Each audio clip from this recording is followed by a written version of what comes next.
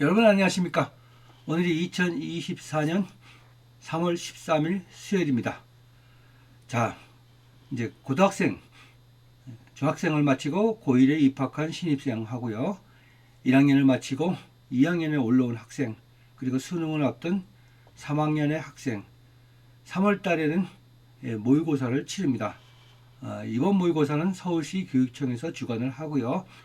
문제의 수준은 괜찮다고 예측이 됩니다. 그래서 많은 학부모나 학생들에게는 이 모의고사에 대해서 관심이 많을 겁니다. 그래서 이걸 장황하게 설명하다 보면 너무 영상이 길어지기 때문에요.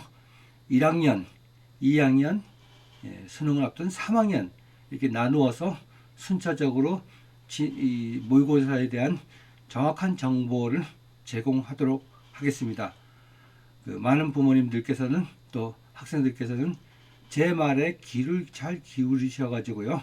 가장 보람된 모의고사를 치를 수 있도록 각자 제가 지시하는 대로 잘 이행해 주실 것을 간절히 부탁을 드립니다. 자, 현재 1학년은요, 아이가 중학교 3학년 때까지는 중3 때는 덩치도 그렇고 지적 능력도 그렇고 중학교 과정에서는 자기가 조금 전까지만 해도 가장 우수한 입장에 있었죠. 그러던 아이가 이제 고등학교를 싹 올라오면요, 중학교 과정하고 고등학교 과정의 이 분위기는 또 다릅니다.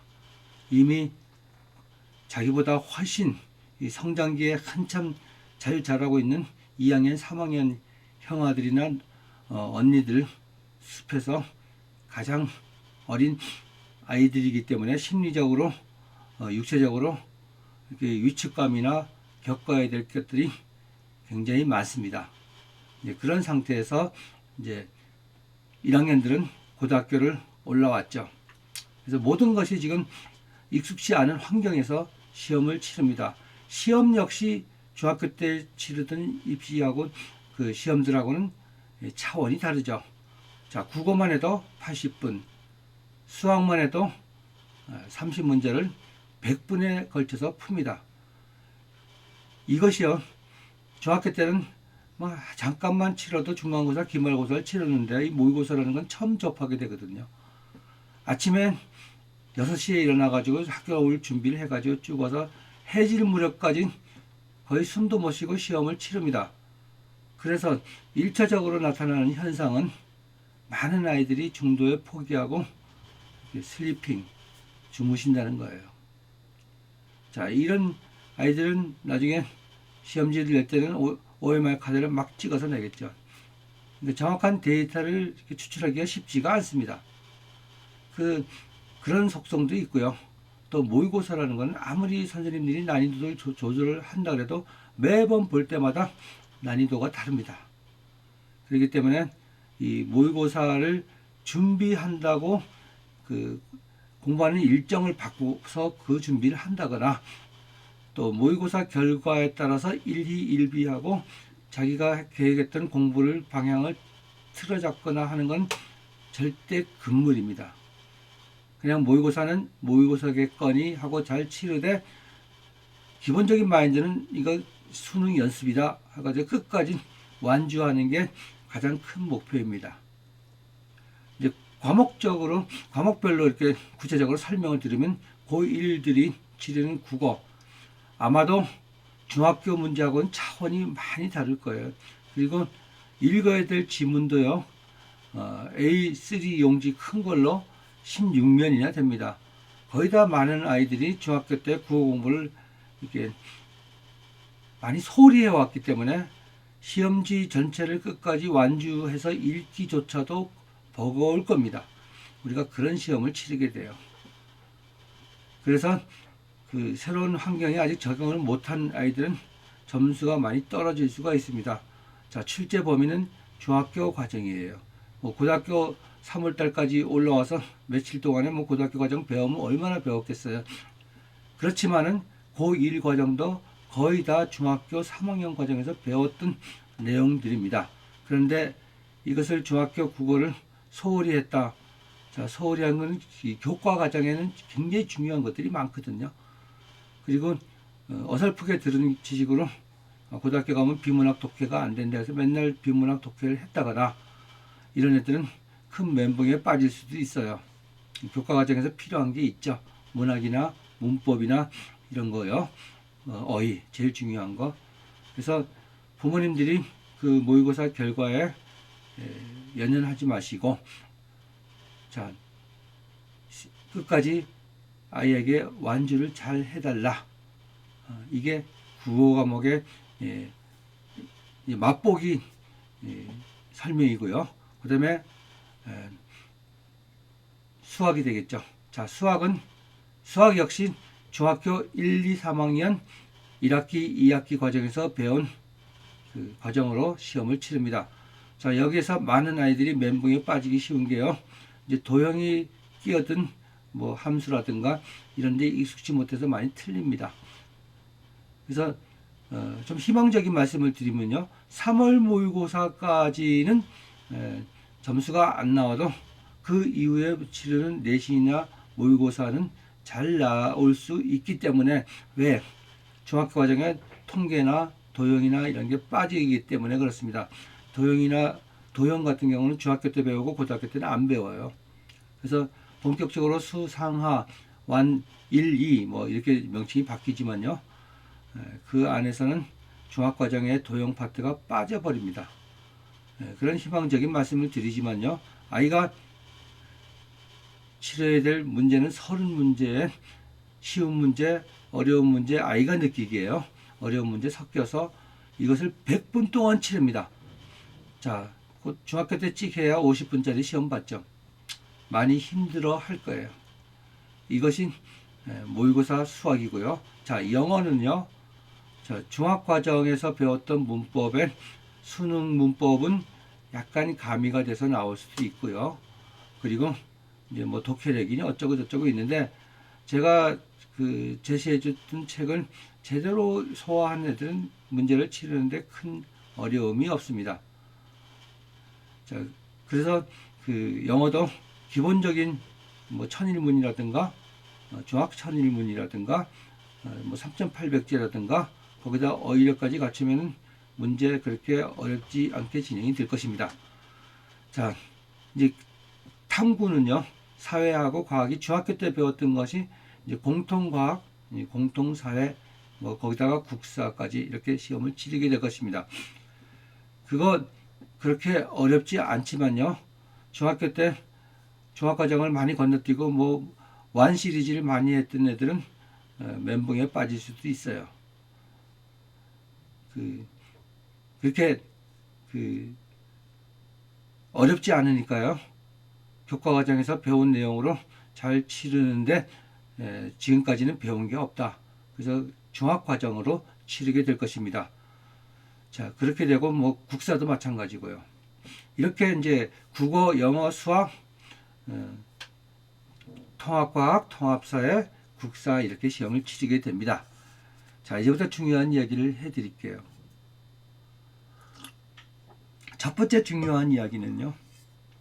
아이가 사교육을 받게 되면은 사교육기관에서는 일차적으로 고등학교 와서 내신을 보기 전이기 때문에 고등학교 와서 어느 정도 성적을 올릴 것인가 하는 부모님의 기대가 굉장히 큽니다.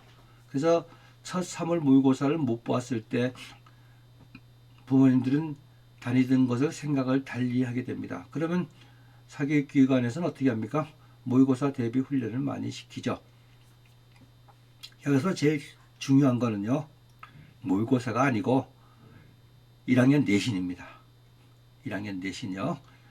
각 50분마다 시험을 한 과목씩 치르는 1학년 내신이 굉장히 중요하기 때문에 아이들 그 모의고사 준비를 시키는 그 시간이 너무너무 아깝다는 거예요. 무조건 내신이거든요. 그래서 내신 공부를 하는 걸 중단하고 모의고사를 준비시킨다. 이거는요. 제 기준으로는 좀 많이 부족한 부모나 아이들일 거예요. 당장 내신이 대학 입시나 마찬가지거든요. 그래서 모의고사를 잘 치르기 위해서 내신 공부하던 걸 중단하고 모의고사 문제를 갖다 놓고 많이 풀어본다거나 이러지 마세요. 이건 중학과정입니다. 3월 모의고사는요. 제 말은 꼭 들으셔야 돼요. 그리고요, 자, 모의고사를 치를 때 기왕이면 하루 종일 시험을 치르잖아요. 그럼 여기서 얻는 게 있어야 됩니다. 앞으로 아이가 내신을 보고 수능을 보고 하는데 그 얻는 거, 이것을 제대로 얻어내려면요, 모의고사 치는 방법을 제가 설명을 드리니까요, 이대로 이행을 해주시면 가장 좋은 모의고사를 치를 수 있을 것입니다. 자, 첫 번째, 첫 시간이 국어예요. 국어 시간이 끝나고 쉬는 시간이 꽤 됩니다. 수학 시간이 있고요. 또 점심 먹고 영어가 있고 그다음에 탐구 들어가고 뭐 국사 들어가고 이렇게 됩니다. 매 시간 끝날 때마다 문제를 채점하지 말라. 아이에게 꼭 강조를 해주시기 바랍니다. 학교에서는 뭐 OMR 카드 내고 뭐 가채점 하라고 그러는데요. 그럼 대충 써내라 그러세요. 그렇지만은 자, 시험을 칠 때 이제 100점 만점에서요, 아이가 이제 점수가 높으면 기분이 좋다고 또 자기가 못 푸는 문제 찍기도 합니다. 그래서 맞았을 때는 업이 되겠죠. 그죠? 못 푸는 문제를 찍어서 맞췄을 때. 근데 국어가 80점이 나왔는데 자기 실력에 내가 이게 답이다 하고 확실히 마킹한 게 80점에 해당되는데 마킹하다 보면 10점이 정도 올라갑니다. 찍어서. 그럼 90점이라서 괜찮네. 이랬을 때는 문제가 나중에 크게 생기기 시작을 합니다. 그래서 아이에게 꼭 시켜줘야 될 것은요, 자기가 못 푸는 문제 절대 찍지 마라. 점수 떨어지면 어떻냐. 그래서 자기가 80분 동안에 45문제를 40문제까지밖에 못 풀었다 그러면 거기서 그치라 그러세요. 시험지는 가지고 오게 돼 있거든요, 집으로. 그러면 거기서 40문제를 풀 동안에 자기가 이건 어려워 찍자 하는 문제는 찍지 말고 그냥 남겨두라는 얘기예요. 그 상태로 그냥 그대로 가지고 오게끔 해주세요. 이해가시죠? 수학도 마찬가지고요. 영어도 마찬가지고 탐구도 마찬가지고 국사도 마찬가지입니다. 그리고 절대로 1시간 끝날 때마다 채점해서 멘붕에 빠지거나 그러지 말라는 거예요. 나중에 결론적으로 말씀드리면요, 모의고사는 난이도 조절이 안 됐기 때문에 어떤 때는 점수가 올라가고 어떤 때는 내려가고 할 수 있어요. 어려우면 내려가고 쉬우면 올라가고, 쉬우면 나만 쉬운 게 아니고 어려우면 나만 어려운 게 아니거든요. 그래서 그 결과에 대해서 일희일비하지 마시라는 거예요. 이건 언제나 그 변동성이 있어요. 그렇지만 나중에 등급은 나중에 나오죠. 등급 가지고 판단을 하시면 돼요. 뭐 점수 가지고 판단하는 게 아니라. 자, 이렇게 그대로 자기가 못 푼 거는 그대로 체크해서 찍지 말고 그대로 집에 가지고 온 다음에 어떻게 하느냐. 국어, 영어, 수학, 사회과학을 충분한 시간을 가지고 자기가 다시 풀어보도록 하세요. 일단 시험지를 가지고 오면요, 아이가 이제 문제 몇 번 있잖아요. 그럼 부모님이 그 EBS나 뭐 여러 가지 EP 사이트 가면 정답이 다 떠 있어요. 그거 가지고 틀린 문제만 체크해 주세요. 틀린 문제. 이해 가시죠? 그리고 이거 다시 풀어. 이렇게 보세요. 틀린 문제만 체크해서. 그리고 못 푸는 문제 충분한 시간을 주고 풀도록 하세요. 그리고 난 다음에 이제 데이터를 좀 내야 됩니다. 자, 모의고사를 치르고 아이가 실력이 없어서 교과 과정에서 배운 게 생각이 안 나서 틀린 문제 고통스러워 할 필요 1도 없습니다. 그건 배우면 돼요. 지금부터 배우면 채우면 놓으면 충분히 점수로 연결되는 거거든요. 그런데 아이가 어떤 식으로 틀리느냐, 다시 와서 풀었을 때 이제 시험장에서는 틀린 문제를 금방금방 풀어낼 수 있는 점수가 굉장히 큽니다. 자, 이거 왜 틀렸냐? 생각이 잠깐 안 나가지고 충분히 풀 수 있는 문제인지 였는데 못 푸는 문제가 굉장히 많다는 거예요. 그래서 아이가 중학 과정에서 어떤 안 좋은 습관이 몸에 뱉느냐. 꼼꼼히 풀어낼 수 있는 그 꼼꼼한 능력만 있으면 그 점수만큼만 뛰어 오르거든요. 그러면 공부하는 방법을 바꿔야 돼요. 지금까지 공부했던 방법은 제일 좋은 방법은 엄마표로 하는 거예요. 그건 금방 개선이 됩니다. 더 이상 몸에 배서 악습이 되기 전에. 이게 고등학교 1학년 때 바로 못 고치면요, 고3 때까지 그냥 갑니다. 진짜 못 고치거든요. 저는 경험을 해봐서 알아요. 자, 정리를 해드릴게요. 모의고사 보기 위해서 준비를 하지 마라. 모의고사는 대학교 갈 때 단 1점도 참고가 되지 않고 학교 내신에도 단 1점도 참고가 되지 않습니다. 이 점 명심하시고요. 모의고사를 위한 준비는 하지 마시고 내신 준비에 충실하다가 28일 내일 목요일 수능 보는 목요일 시험을 보니까 수능 보는 연습한다고 가서 치르되, 자, 모르는 문제 못 푸는 문제 찍지 말고 그대로 가지고 와라. 그리고 국어, 영어, 수학, 사회, 과학 이 아이가 치렀을 때 그 현장에서 아이가 느꼈을 땐 그 분위기나 환경을 아이한테 잘 물어봐가지고 내 아이의 약점이 뭔가를 빨리 터득을 하는 게 제일 중요합니다. 그리고 거기에 맞춰서 내신 공부에 이렇게 잘 이렇게 매치를 시켜가지고 공부를 진행시켜주면 금방금방 달라집니다. 고1 때는요. 이해가시죠? 그래서 가장 현명하게 치러야지. 뭐 모의고사 끝나면 어머니들 귀가 여기 붙습니다. 전화기 이렇게 한참 동안 뭐 이 집 저 집 전화해가지고 몇 점 나왔대? 우리 애는 몇 점 나오고, 뭐 우리 애는 수학이 몇 개 틀렸고, 우리 애는 다 맞을 수 있는 게 실수로 2개 틀렸고, 뭐 별소리가 다 나옵니다. 어머니들, 저는 20년 넘게 이런 현장에서 힘들었고 고통스러웠고 그런 장면들을 봐왔거든요. 제일 말리고 싶은 게 바로 그런 점입니다. 남의 아이들 그렇게 중요한 거 아닙니다. 내 아이가 지금 어떤 상황에 처해 있는지 그게 궁금해서 자꾸 이 사람 저 사람 뭐 어떤 책을 봤니, 어떤 문제지를 봤니, 이런 거 하다 보면 내 아이는 이상한 방향으로 흘러갑니다. 그래서 부모님이 내 아이의 현재 상태를 정확히 파악을 하는 게 제일 중요하다. 그러기 위해서는 모의고사는 제가 치르라고 하는 대로 꼭 치르고 그 아이의 공부 방법을 바꿔주는데, 자, 그것이 잘 모르시겠다 이러면 저한테 메일 보내서 개인 컨설팅을 받아도 되고요. 아니면 또 동생 같은 경우는 내 아이처럼 큰 애처럼 이런 그 일을 벌리지 말아야지 하면 동생이 뭐 초등학교든 중학교에 있으면 멤버십에 가서 그대로 배우시면 됩니다. 제 멤버십 선전하는 걸로 결론이 날 것 같은데요. 자, 모의고사 연연하지 말고요. 내신 준비에 충실해 달라. 이해가셨죠?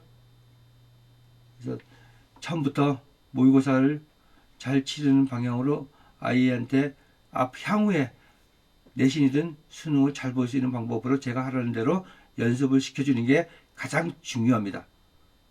자, 잘 들으셨죠? 제가 하라는 대로 꼭 해주실 것을 당부드리면서 영상을 마치도록 하겠습니다. 대단히 감사합니다.